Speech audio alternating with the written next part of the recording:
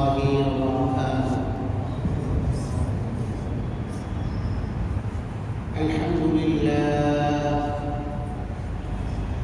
الحمد لله نحمده ونستعينه ونستغفره ونؤمن به ونتوكل عليه ونعوذ بالله من شرور أنفسنا ومن سيئات أعمالنا. من يهده الله فلا مضل له ومن يضلل فلا هادي له.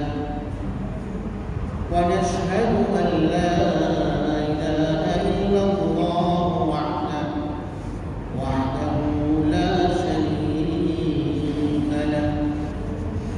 ونشهد أن محمدا عبده ورسوله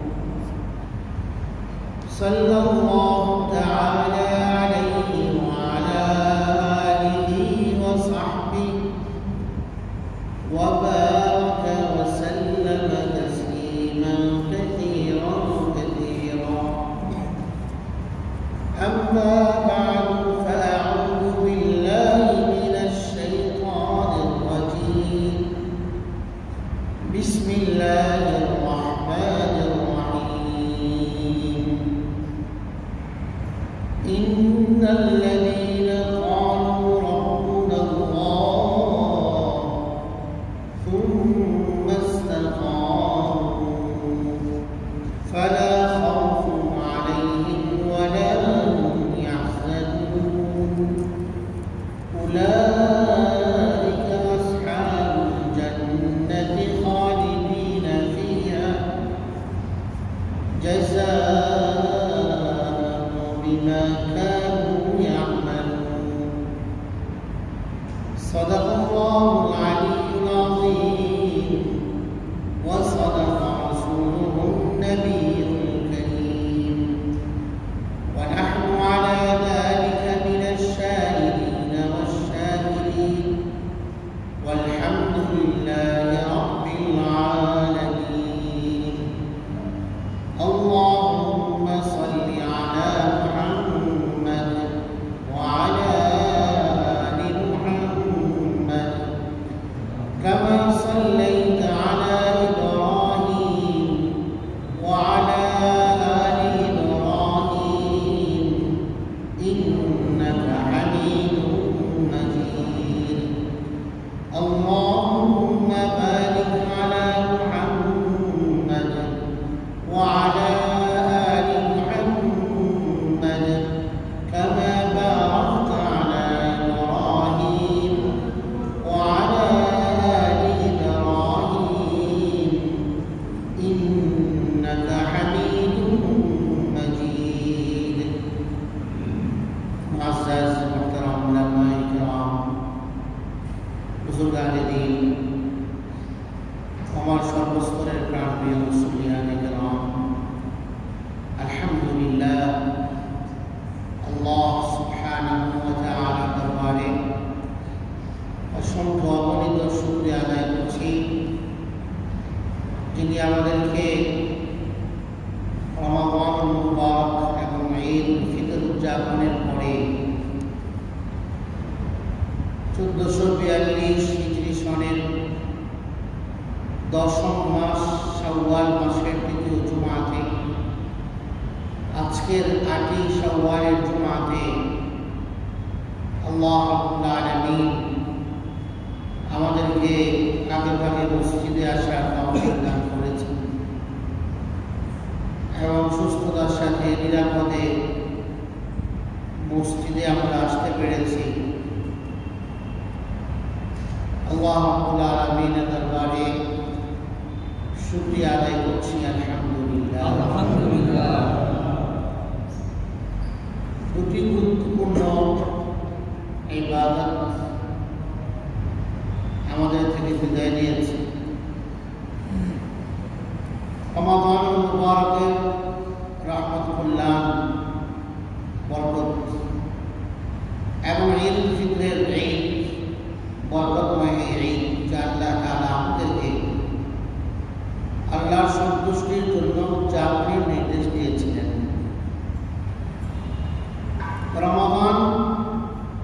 বিদায় নিয়েছেন, সাথে ঈদও বিদায় নিয়েছেন।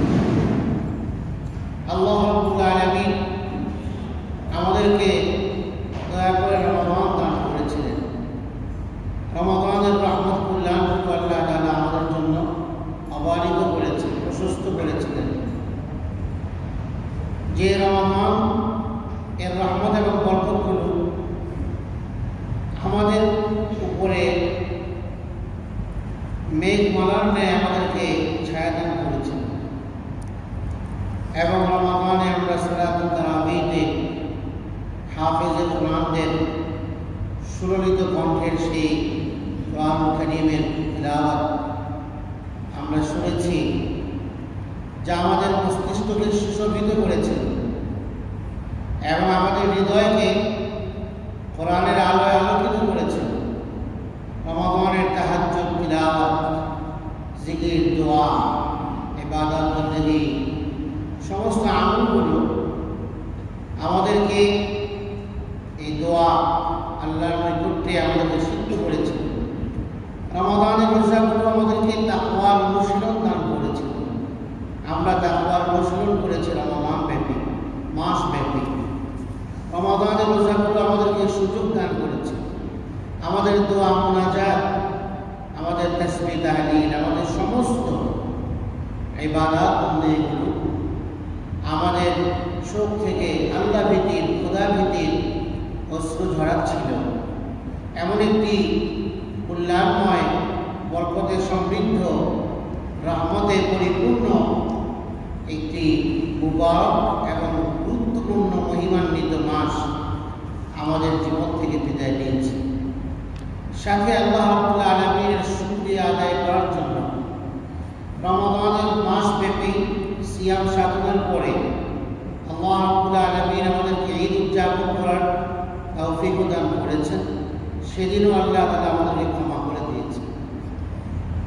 একজন মুমিনের যে পর্যায়ে এসে ভেবে দেখা উচিত যে রমাদানের এই শুদ্ধতার প্রভাব এবং তার ক্রিয়া তার হৃদয় মস্তিষ্কে, তার বোধ ও বিশ্বাসে, কর্মে ও আচরণে কতটা প্রভাব রাখতে পারল এই রমাদান, এই ঈদ তার জীবনে কতটা প্রভাব রাখতে পেরেছে, কতটা প্রভাব সৃষ্টি করেছে তার জীবনে।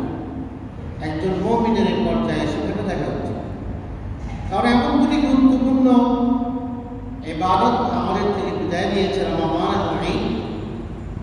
যদি আল্লাহ রাব্বুল আলামিন আমাদেরকে আগামী বছর বাঁচিয়ে রাখেন, তাহলে হয়তো এই দুটি নিয়ামত আমরা পুনরায় আবার লাভ করতে পারব।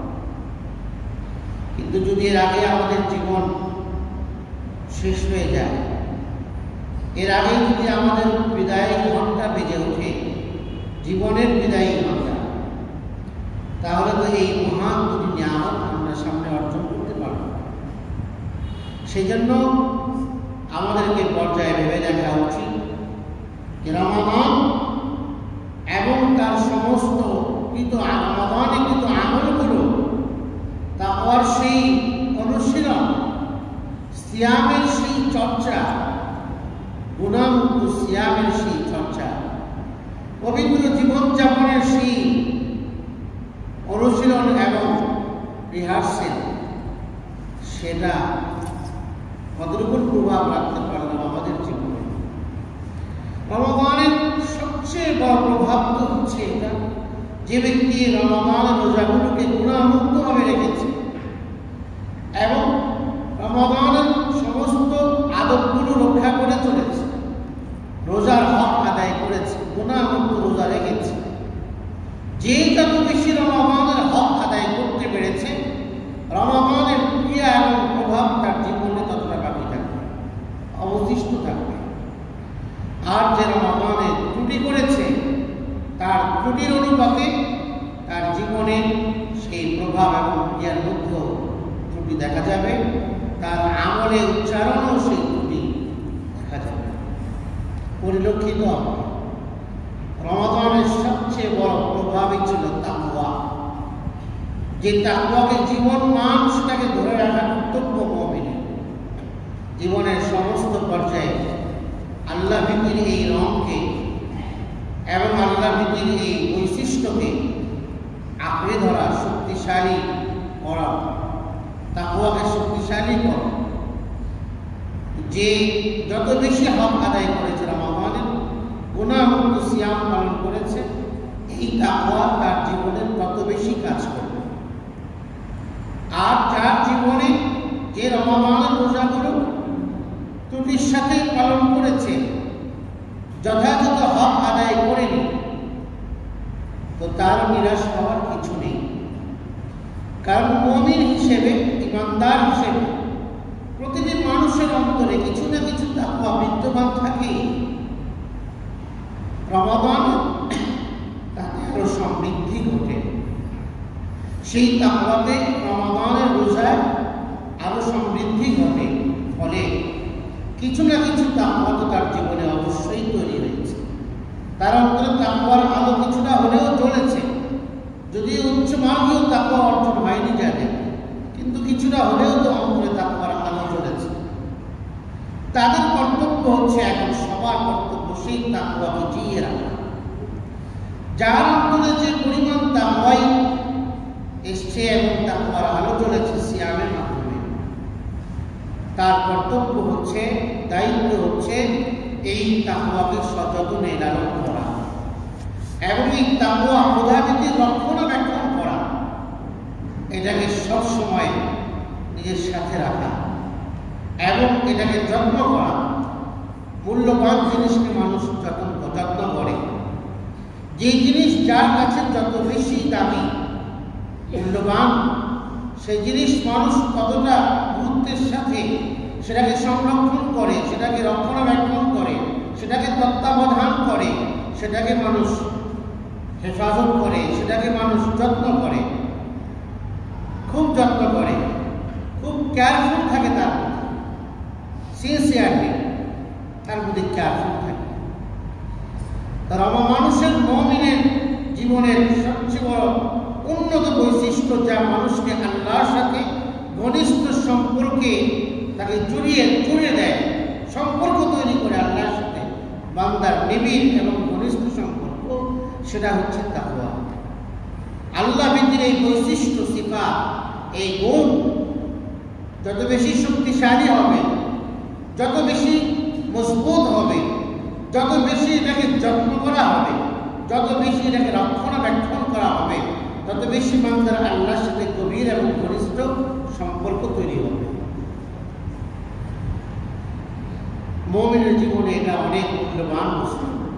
এই জন্য আল্লাহ তাআলা কোরআনে কারীমে তাকওয়ার ওসিয়ত করেছেন। ওসিয়ত বলাই হয় গুরুত্বপূর্ণ নসিহতকে, গুরুত্বপূর্ণ উপদেশকে, যে উপদেশকে পালন করা প্রয়োজন এবং জরুরি, আবশ্যক। কোরআনে কারীমে সূরাতুন নিসাতে আল্লাহ তাআলা এই তাকওয়ার নির্দেশ দিয়েছেন ইমানদারদেরকে। আল্লাহ বলেন, ওয়ালাকাদ ওয়াসাইনাল লাযীনা উতুল কিতাবা মিন ক্বাবলিকুম ওয়া ইয়্যাকুম, তোমাদের পূর্বে যারা গত হয়ে গিয়েছে তাদেরকেও আমি একই নির্দেশনা দিয়েছিলাম, একই নির্দেশ দিয়েছি, তোমাদেরকেও সেই একই নির্দেশ তোমাদেরকেও দিচ্ছি। আনিত্তাকুল্লাহ, আল্লাহকে ভয় করো। আল্লাহর ভয় এমন একটি পাথেয়, এটাকে নিজের জীবনের সঙ্গী বানাও, এটাকে পাথেয় বানাও। এই গুণ থাকলে, এই বৈশিষ্ট্য তোমাকে আল্লাহর নাফরমানি থেকে, গুনাহ থেকে তোমাকে বাঁচিয়ে দেবে। কারণ তাকওয়া মানুষকে কল্যাণের দিকে আহ্বান করে, কল্যাণের প্রতি উদ্বুদ্ধ করে।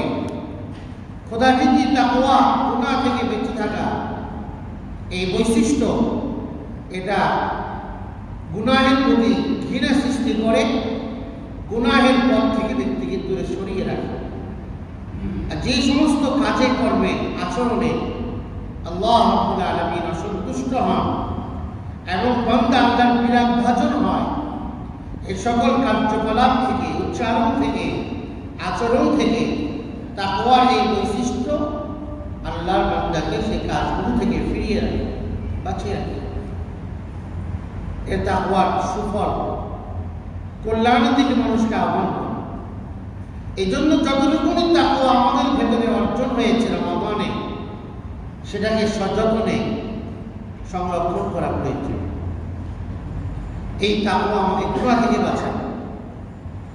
রমাদানের পরে যদি নেক আমলের আগ্রহ সৃষ্টি হয়, নেক আমলের দিকে ঝোঁক সৃষ্টি হয়, ইবাদত বন্দেগীর দিকে আগ্রহ তৈরি হয়, ইবাদত বন্দেগী করতে আগ্রহ জন্মে নিজের ভেতরে ইবাদত করার, আল্লাহর ফরজ হুকুমগুলো সঠিকভাবে কার্যপূর্বক সুচারুরূপে আঞ্জাম দেয়া, আমলের দিকে আল্লাহর দিকে আসার যদি প্রবণতা আগ্রহ জন্মে, তো বুঝতে হবে যে আমার রমাদানের সেই তাকওয়ারই এটা তাকওয়ারই প্রভাব এটা, যে আজকে আমার আমল করতে মনে চায়। রমাদানের পরে যদি কেউ গুনাহ ছাড়ার প্রতি উদ্বুদ্ধ হয়, গুনাহের কাজ করতে ভালো লাগে না, তাহলে বুঝতে হবে এটা রমাদানের সেই সিয়ামেরই প্রভাব। রমাদানের সৃষ্ট তাকওয়ার প্রভাবে রমাদানের পরে এখন গুনাহ করতে মনে চাচ্ছে না, গুনাহকে পরিহার করার ইচ্ছা অন্তরে জাগ্রত হয়েছে। এটা রমাদানের সেই সিয়ামের প্রভাব।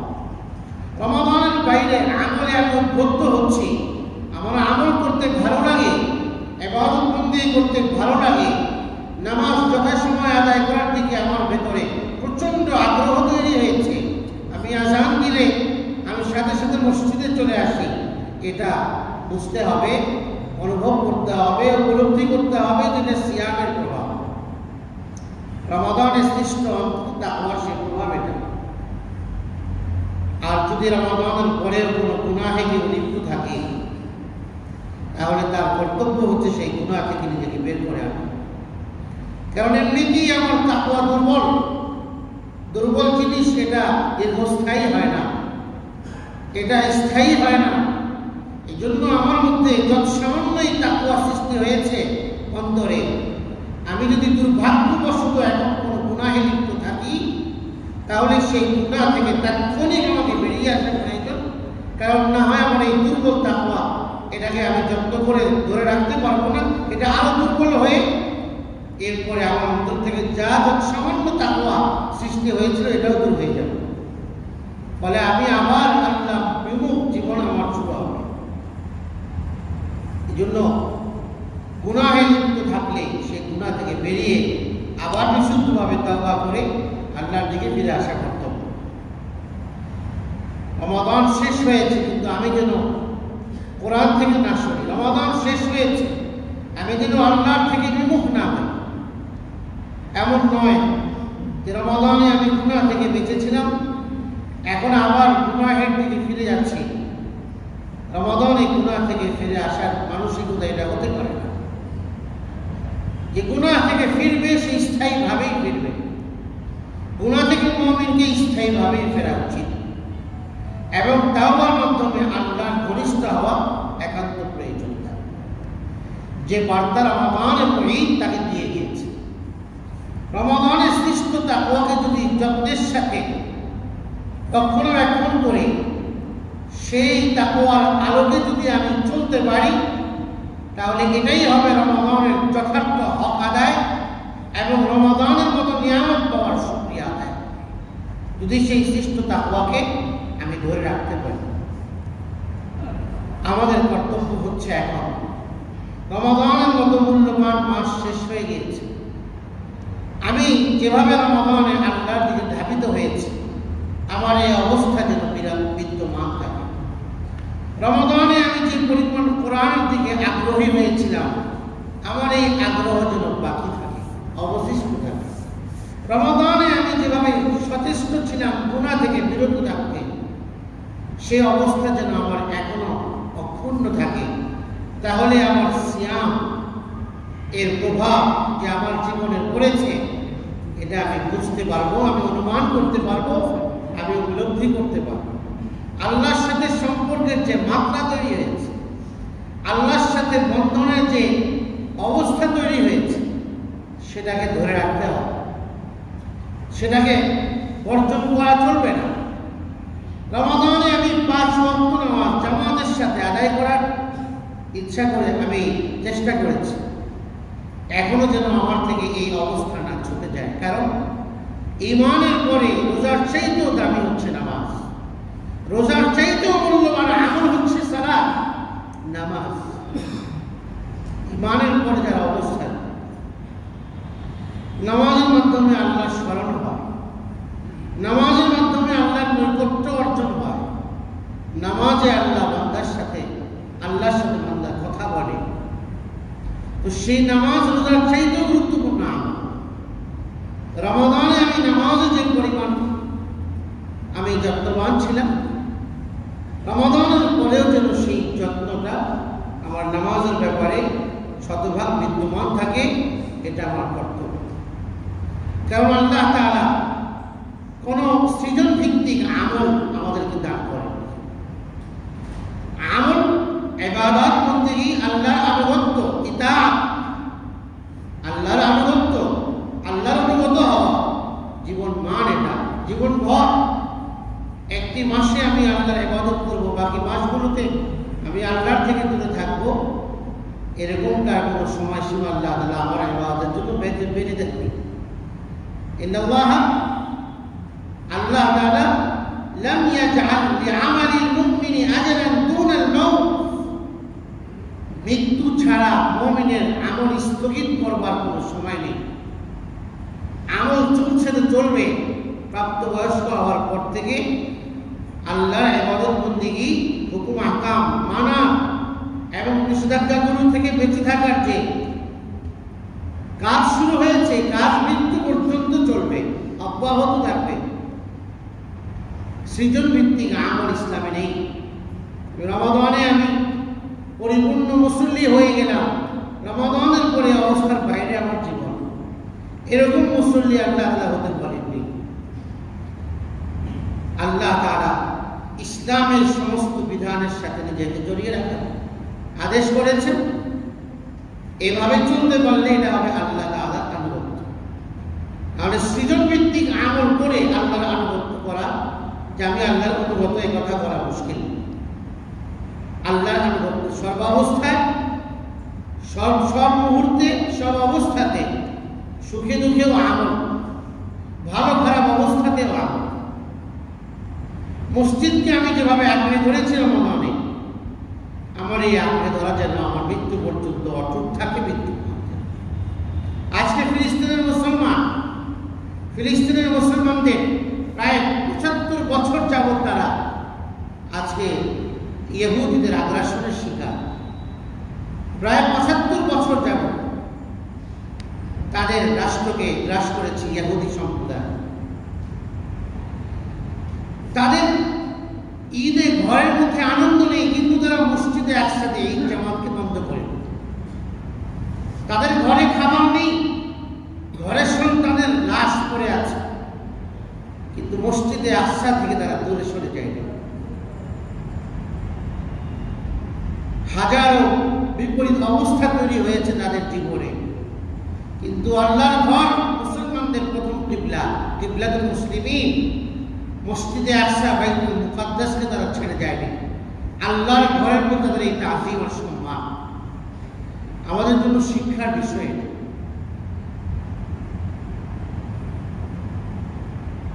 আল্লাহর ঘরের সাথে যখন সম্পর্ক আমার মজবুত হয়েছে, এটাকে আমাকে ধরে রাখতে হবে। ফিলিস্তিনের মুসলমানদের পাশে থাকতে কর্তব্য, দায়িত্ব। কারণ ফিলিস্তিনের অবস্থিত এই মসজিদে আকসা শুধু গাজাবাসীদের নয়, ফিলিস্তিনের মানুষদেরই নয়, এটা আমাদের, এটা মুসলিম উম্মাহর সম্পদ। বাইতুল্লাহ শরীফ যেমন মুসলিম উম্মাহর সম্পদ, মসজিদে নববী যেমন মুসলিম উম্মাহর সম্পদ, মসজিদে আকসা, বাইতুল মুকাদ্দাস, তৃতীয় হারামাইন, এটাও মুসলিম উম্মাহর সম্পদ। এটা শুধু সেই মসজিদে আকসার অধিবাসীদের সম্পদ নয়। সুতরাং এই মসজিদকে মুক্ত করা, এটাকে ইহুদিদের আগ্রাসন থেকে, কবল থেকে বের করে আনা এবং তার দখল আনা শুধু তাদের দায়িত্ব নয়, এটা সারা পৃথিবীর সমস্ত উম্মতে মুসলিমার দায়িত্ব। তাদেরকে সাহায্য করা, তাদের পাশে দাঁড়ানো। আমার মুনাজাতের দীর্ঘ অংশ যেন জুড়ে থাকে ফিলিস্তিনি মুসলমানদের জন্য। আমার মুনাজাত যেন ফিলিস্তিনি মুসলমানদের জন্য যেন দীর্ঘ অংশ আমার মুনাজাতের তাদেরকে নিয়েই হয়। এক আরব আলেম বলেছেন যে বাইতুল মুকাদ্দাস হচ্ছে দুই হারামাইনের সহবর্তীয়। ইন্নাল কুদুস উখতাল হারামাইন, এই দুই হারামের সহবর্তীয় বাইতুল মুকাদ্দাস। মান খানাহা খানাহু, যে বাইতুল মুকাদ্দাসের সাথে বিশ্বাসঘাতকতা করল সে এই দুই হারামাইনের সাথেও বিশ্বাসঘাতকতা করল, আল্লাহর ঘরের সাথেও বিশ্বাসঘাতকতা করল। এই মসজিদের সাথে আমাদের সম্পর্ক কেমন? এই মসজিদ এমন এক মসজিদ যেটা মুসলমানদের প্রথম কিবলা ছিল। প্রায় 16-17 মাস নবী করিম সাল্লাল্লাহু আলাইহি ওয়াসাল্লাম মুসলমানদের সহ বাইতুল মুকাদ্দাসের দিকে ফিরে নামাজ পড়েছে। এরপর বাইতুল্লাহ শরীফ মুসলমানদের কিবলা হয়েছে। এমন এমন পাথর দিয়ে মসজিদ সাইয়্যিদুনা সুলাইমান আলাইহিস সালাম তৈরি করেছেন, যে পাথর আজ কিয়ামত পর্যন্ত কেউ আনতে পারবে না। জিনদের মাধ্যমে তিনি এই মসজিদকে নির্মাণ করেছেন। সাইয়্যিদুনা সুলাইমান আলাইহিস সালাম সমুদ্রের গভীর তলদেশ থেকে পাথরের গাদের মাধ্যমে এই মসজিদকে তৈরি করেছেন। বাইতুল্লাহ শরীফ নির্মাণের 40 বছর পরে আল্লাহ তাআলা বাইতুল মুকাদ্দাসকে তৈরি করার সাইয়্যিদুনা ইব্রাহিমকে। এরপর সুলাইমান আলাইহিস সালাম বাইতুল মুকাদ্দাসের সংস্কার করেন। এটা এমন এক মসজিদ যে মসজিদে আমাদের প্রিয় নবী সাল্লাল্লাহু আলাইহি ওয়াসাল্লাম সমস্ত নবীদের ইমামতি করেছিলেন মেরাজের রাতে। নবী করিম সাল্লাল্লাহু আলাইহি ওয়াসাল্লামের স্মৃতি বিজড়িত মসজিদ, মসজিদে আকসা মুসলমানদের মসজিদ, মুসলমানদের সম্পদ এটা। সুতরাং আজকের যে অবস্থা তাদের পাশে দাঁড়ানো, তাদের জন্য দোয়া করা, তাদের যে সহযোগিতা করা, এটা আমাদের ইমানই দায়িত্ব। কেননা রাসূল করিম সাল্লাল্লাহু আলাইহি ওয়াসাল্লাম হাদিসের মধ্যে বলেছেন মুসলমানদের পারস্পরিক সম্পর্কটা কেমন হবে। মুসলমানদের এই সম্পর্ক ইমানি ভ্রাতৃত্ব, এটা ভৌগোলিক সীমারেখার ভিত্তিতে নয়, ইমানের ভিত্তিতে। আল্লাহ তাআলা মুসলমানদের মধ্যে ভ্রাতৃত্বের সম্পর্ক রিশতা দান করেছে। নবী করিম সাল্লাল্লাহু আলাইহি ওয়াসাল্লাম ছিলেন রাহমাতুল লিল আলামিন, এবং সমস্ত তার শিক্ষা এবং নির্দেশনাগুলো মানুষের জন্য আবে রহমত, আবে হায়াত, মানুষের জীবনকে সুন্দর করা, মানুষকে নতুন জীবন দান করে। নববী শিক্ষা মানুষের ভেতরে জীবন দান, মনুষ্যত্ব বোধ জাগ্রত করার শিক্ষা, মনুষ্য মনোভাব তৈরির শিক্ষা, রাসূল করিম সাল্লাল্লাহু আলাইহি ওয়াসাল্লামের আনিত শিক্ষা। সেই শিক্ষাতে মুসলমানদের পারস্পরিক সম্পর্কে নবী করিম সাল্লাল্লাহু আলাইহি ওয়াসাল্লাম ভ্রাতৃত্বের বন্ধনে আবদ্ধ করে দিয়েছে আল্লাহ পাকের। এই জন্য এক হাদিসে নবীজি বলেন, মাসালুল মুমিনিনা ফি তারাহুমিহিম ওয়া তাওয়াদিহিম ওয়া তাআতুফিহিম কামাসালিল জাসাদ। মুসলমানদের উম্মাহর পারস্পরিক সম্পর্ক, ভালোবাসা, সিম্পেথি, হৃদ্যতা, এই দিক থেকে মুসলমানদের সম্পর্ক হলো এক অভিন্ন শরীরের ন্যায়। এক অভিন্ন শরীরের এক জায়গায় যদি আঘাতপ্রাপ্ত হয় কোনো অঙ্গে, দেখা যায় পুরো শরীরের মধ্যে জ্বর চলে আসে, গরম হয়ে যায়। এক জায়গায় আঘাত পেলেও কিন্তু এর প্রভাব পূর্ণাঙ্গভাবে পুরো শরীরের মধ্যে এর প্রভাব পরিলক্ষিত হচ্ছে।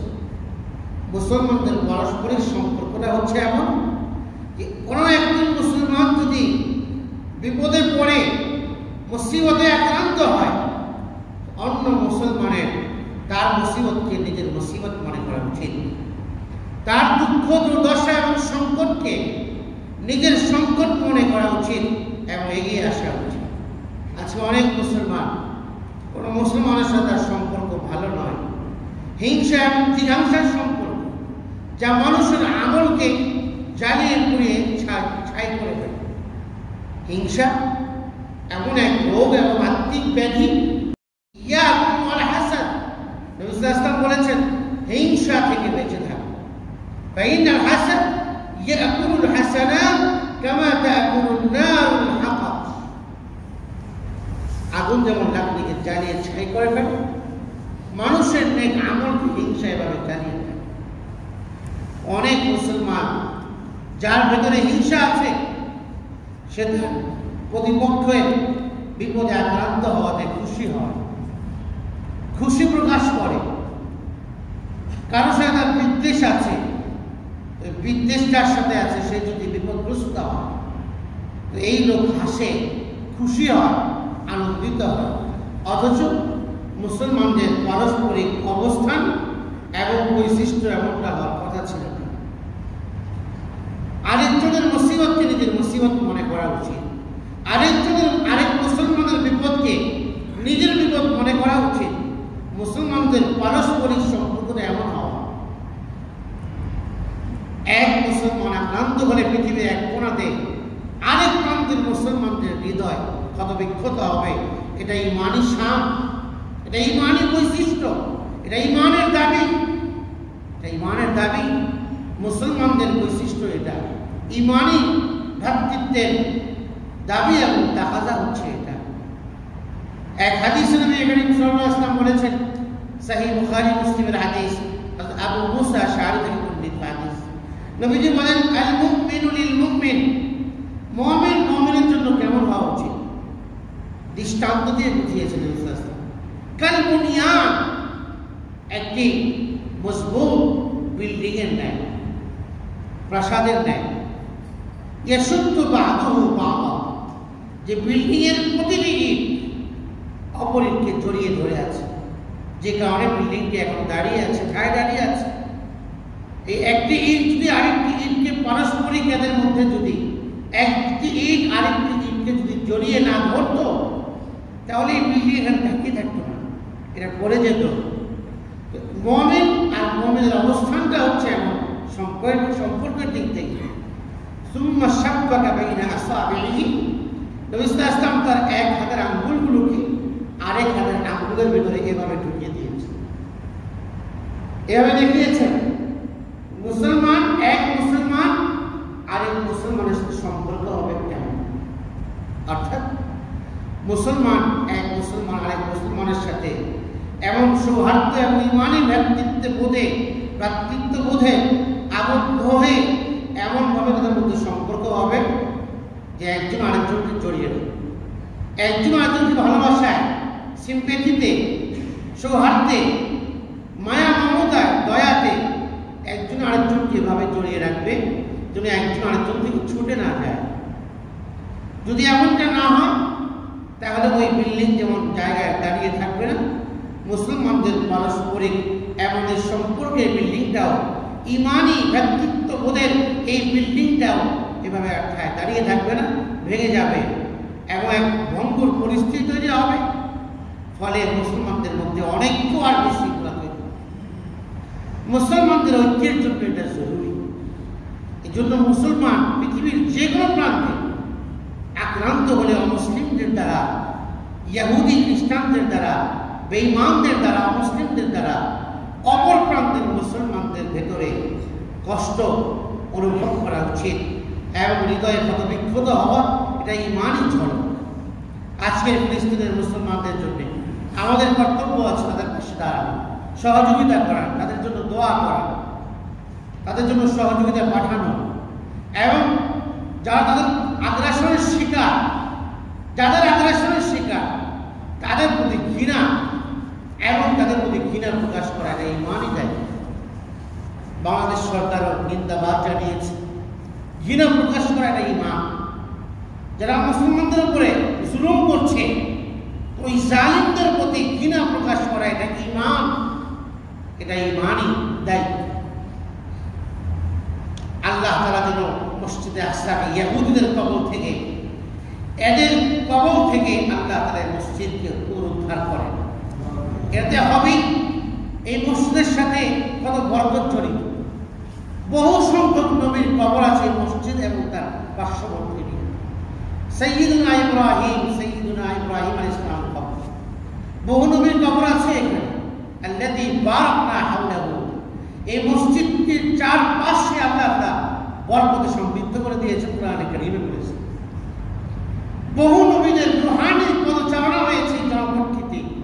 কিছুটা বরকতে সমৃদ্ধ এলাকা এই অঞ্চল। সাইয়্যিদুনা ঈসা আলাইহিস সালাম আসবেন, আসমান থেকে নেমে দাজ্জালের আবির্ভাব হবে। সহিহ বুখারীতে এসেছে দাজ্জালকে সাইয়্যিদুনা ঈসা এখানেই হত্যা করবেন। এরপরে ইসলামী খিলাফত এই ব্যবস্থা প্রতিষ্ঠা হবে, ইনসাফের রাজত্ব কায়েম হবে সাইয়্যিদুনা ঈসা আলাইহিস সালামের মাধ্যমে। এই কথাও সেখানে হাদিসের মধ্যে এসেছে। এই জায়গার গুরুত্ব এবং বরকত অনেক, তাৎপর্য অনেক। এই জায়গার সাথে হৃদয়ের সম্পর্ক মুসলমানদের। কাজেই যেখানে আজকে মসজিদ আক্রান্ত, এই মসজিদের অধিবাসীরা আক্রান্ত, তারা মসজিদেও আজকে প্রায় 75 বছর, তাদের জন্য দোয়া করা, দোয়ার দীর্ঘ একটা অংশ যেন তাদের জন্য দোয়া হয় আমাদের কর্তব্য এবং দায়িত্ব। যে কথা বলছিলাম, মসজিদের সাথে যে সম্পর্ক তৈরি হয়েছে আমাদের, এটা যেন অক্ষুণ্ণ থাকে। কারণ আল্লাহ তাআলা আমাদের উপরে গুনাহকে হারাম করেছেন এবং 5 ওয়াক্ত নামাজকে ফরজ করেছেন। এই 5 ওয়াক্ত নামাজ এটা শুধু রমাদান কেন্দ্রিক নয়, সারা জীবন কেন্দ্রিক। সুতরাং নামাজ রমাদানে আমার উপর যেভাবে ফরজ ছিল, এখনো আমার উপর নামাজ ফরজ। যেমন রমাদানে গুনাহ বর্জন করা আমার উপর ফরজ ছিল, এখনো গুনাহকে বর্জন করা আমার উপর ফরজ আবশ্যক। রমাদানে যেভাবে আমি কোরআনে কারীমকে তিলাওয়াত করেছি, সেই তিলাওয়াতকে আমার ধরে রাখা কর্তব্য। রমাদানে আমি তাহাজ্জুদ করেছি, সেই তাহাজ্জুদকে ধরে রাখা আমার জন্য এটা প্রয়োজন। আমার নিজের সাফল্যের জন্য তাহাজ্জুদকে ধরে রাখা প্রয়োজন। রমাদানে আমি অনেক নফল আমল করেছি, সেই আমলগুলোকে আমাকে সাধ্যমতো ধরে রাখা প্রয়োজন, যেন আমার রমাদানের সেই প্রভাবটা আগামী রমাদান পর্যন্ত 60 বছর বাকি থাকে। তাহলে আমার রমাদানের সমস্ত আমল, আমার রমাদানের রোজা রাখা, এগুলো আমার জন্য সফলতা আনবে, এটা কার্যকর হবে। এই জন্য আমলের দৃঢ়তা, অবিচলতা, এটা আল্লাহ তাআলার নির্দেশ এবং এর অনেক সুফল আছে। পুরস্কারের কথা আল্লাহ কোরআনে কারীমে বলেছেন। আল্লাহকে ভয় করে চললে আল্লাহ তাআলা মানুষকে যাবতীয় সংকট থেকে উদ্ধার করবেন। কোরআনে কারীমে আল্লাহ বলেন, মাইয়াত্তাকিল্লাহ ইয়াজআল লাহু মাখরাজা। যে আল্লাহকে ভয় করবে, আল্লাহ তার জন্য সব ধরনের সংকট থেকে বের হওয়ার রাস্তা আল্লাহ তৈরি করবেন। ইয়াজআল লাহু মাখরাজা, আল্লাহ বের হওয়ার রাস্তা, আল্লাহ অ্যাক্সিডেন্ট বের হওয়ার রাস্তা, এটা আল্লাহ নিজেই তৈরি করবেন। আমাকে সংকট থেকে আল্লাহ উদ্ধার করবেন, আমাকে আল্লাহ সব ধরনের বিপদ থেকে উদ্ধার করবেন যদি আমি আল্লাহকে ভয় করি। তো আল্লাহকে ভয় করে তাকওয়া, এটা অন্তরে আসলে আল্লাহ পাক সংকট থেকে বের করবেন, একটা পুরস্কার দিয়ে। এরপরে আল্লাহ আমার জন্য সমস্ত কাজগুলোকে সহজ করবেন। ওমাইয়াত্তাকিল্লাহ ইয়াজআল লাহু মিন আমরিহি ইসরা। যে আল্লাহকে ভয় করে, আল্লাহ তার সমস্ত কাজগুলোকে সহজ করে দেন। তো কে না চায় যে আমার সব কাজ সহজ হোক? কে চায় যে আমার কাজগুলোতে আমি এক বিপরীত অবস্থার সম্মুখীন হই, যে অবস্থার সম্মুখীন আমি হতে চাই না? কে চায় না এটা যে আমার কাজটা সমাধান হোক? কে চায় না এটা যে আমার কাজটা সহজ হোক? তো আল্লাহ বলেন যে তাকওয়া অবলম্বন করে গুনাহ থেকে মুক্ত থাকবে এবং আল্লাহর নির্দেশনা মোতাবেক চলবে, তার সমস্ত কাজগুলোকে আল্লাহ নিজে সহজ করবে। বলে যেখানেই পারবে সেখানে সে সফল হবে, যেখানে সে কদম ফেলবে সেখানেই সে সফল হবে। তাকওয়ার কারণে সে সফল, দুনিয়াতেও সফল, আখিরাতে অবশ্যই সফল হবে। আল্লাহ তাকওয়ার পুরস্কার দিয়েছেন। 3 নম্বর, তাকওয়ার পুরস্কার কি? দুনিয়াতে আল্লাহ তাকে অপ্রত্যাশিত রিজিক দান করবে। অপ্রত্যাশিত রিজিক কি? যে রিজিকের ব্যাপারে সে কল্পনাও করেনি যে এটা এভাবে আসবে, কিন্তু এটা ওই রাস্তা দিয়ে চলে আসবে আমার কাছে। এটা তাকওয়ার সুফল। এটা খাবারের রিজিক হোক, আর নেক আমল করা এটাও রিজিক। এই নেক আমল করার তৌফিক প্রাপ্ত হব আমি, আমাকে আল্লাহ বেশি বেশি নেক আমলের সুযোগ দান করবেন। অপ্রত্যাশিত রিজিক আল্লাহ তাআলা আমাকে দুনিয়াতে দান করবেন, রমাদানের সৃষ্ট তাকওয়াকে যদি আমি ধরে রাখতে পারি। আল্লাহ তাআলা বলেন তাকওয়ার পুরস্কার কোরআনে কারীমে যে আল্লাহ তাআলা মুত্তাকি ব্যক্তিকে আল্লাহ তাআলা তার নিজের বন্ধু বানিয়ে নেবেন। এর চেয়ে বড় সম্মান আর কি আছে? আল্লাহর বন্ধু হতে পারা, আল্লাহর ওলি এবং বন্ধু তারাই যারা মুত্তাকি। আল্লাহু ওয়ালিউল মুত্তাকিন, আল্লাহ মুত্তাকিদের বন্ধু, আল্লাহ মুত্তাকিদের অভিভাবক। তো কে না চায় যে আমার অভিভাবক আল্লাহ হয়ে যায়? যদি অন্তর তাকওয়া থাকে, গুনাহ থেকে মুক্ত থাকতে পারি, আল্লাহর হুকুমগুলো মানতে পারি, নির্দেশনাগুলো মেনে চলতে পারি, তাহলে আল্লাহ তাআলার বন্ধু হওয়ার গৌরব অর্জন করতে পারবো, আল্লাহর ওলি হওয়ার গৌরব অর্জন করতে পারবো। আল্লাহ নিজেই আমার জন্য যথেষ্ট হয়ে যাবে। তো যার জন্য আল্লাহ যথেষ্ট হয়ে যাবে, তার তো আর কার দ্বারস্থ হওয়ার প্রয়োজন নেই, আল্লাহই তার জন্য যথেষ্ট।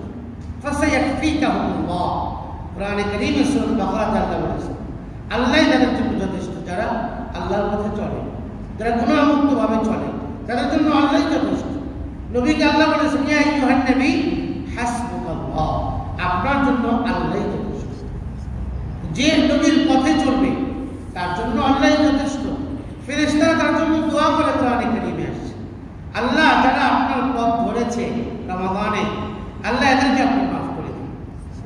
আল্লাহ ওয়াকিহিম আযাবাল জাহিম, যারা আপনার পথটা নতুন করে আবার ধরলো, আল্লাহ এদেরকে আপনি জাহান্নাম থেকে বাঁচিয়ে দিন। ফেরেশতাদের দোয়া লাভ হবে তাকওয়ার সাথে চলতে পারলে।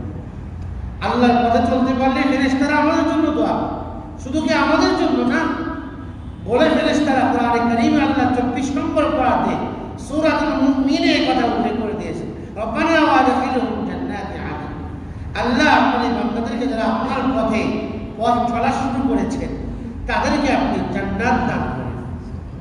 শুধু তাদেরকেই নয়, তাদের পরিবার পরিজন, জেনারেশন, তাদের মুরব্বী খানদানের সবাইকে আপনি জান্নাত দান করেন। তো আমার নেক আমলের কারণে, আমার গুনাহ থেকে বেঁচে থাকার সুবাদে শুধু আমি দোয়া পাবো না জান্নাতে প্রবেশে, আমার পুরা খানদান, আমার জেনারেশন, আমার বাবা মা, আমার মুরব্বীগণ, তাদের জন্য ফেরেশতারা দোয়া করে। ওয়াকিহিমুস সাইয়্যাত, আল্লাহ তাদেরকে আপনি মন্দ অবস্থা থেকে বাঁচিয়ে দিন।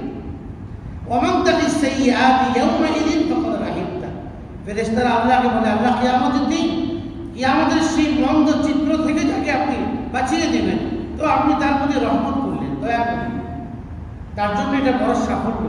যালিকা হুয়াল ফাওজুল আযীম।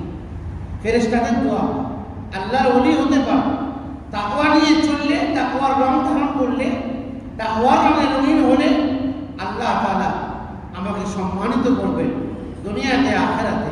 আল্লাহ কোরআনে বলেছেন, ইন্না আকরামাকুম ইনদাল্লাহি আতকাকুম, তোমাদের মধ্যে সবচেয়ে আল্লাহর কাছে সম্মানিত ব্যক্তি ওই ব্যক্তি যা আল্লাহকে বেশি ভয় করে। তো আল্লাহর কাছে সম্মানের পাত্র হওয়ার জন্য তাকওয়ার প্রয়োজন। আল্লাহ বলেন, মাইয়াত্তাকিল্লাহ ইউকাফির আনহু সাইয়্যাতিহি, তাকওয়ার সুফল হলো যে ব্যক্তি মুত্তাকি হবে, শুধু গুনাহ করবে না, পেছনে যত গুনাহ হয়েছে তার এই গুনাহগুলোকে আল্লাহ মাফ করে দেবেন।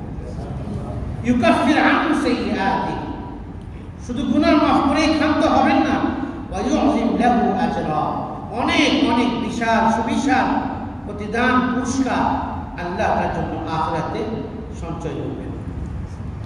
তাকওয়া অবলম্বন করলে সুফল কি দুনিয়াতে।